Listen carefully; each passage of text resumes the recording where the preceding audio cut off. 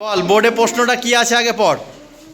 মধু সিং বা স্যাং very well এই দুটো ভার্বের মধ্যে কোনটা হবে? হ্যাঁ, এই দুটোর মধ্যে কোনটা অ্যান্সার হবে? বল কোনটা অ্যান্সার হবে? সিংস। সিংস হবে। কেন হবে সিংস? কারণ থার্ড পারসন সিঙ্গুলার নম্বরে ভার্বের প্রেজেন্ট ইনডিফিনাইট টেন্সে ভার্বের সঙ্গে এস বা ইএস যুক্ত হয়।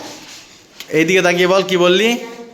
থার্ড পারসন সিঙ্গুলার নম্বরে প্রেজেন্ট ইনডিফিনাইট টেন্সে ভার্বের সঙ্গে এস বা ইএস যুক্ত হয়। এখানে কোনটা থার্ড পারসন সিঙ্গুলার নাম্বার?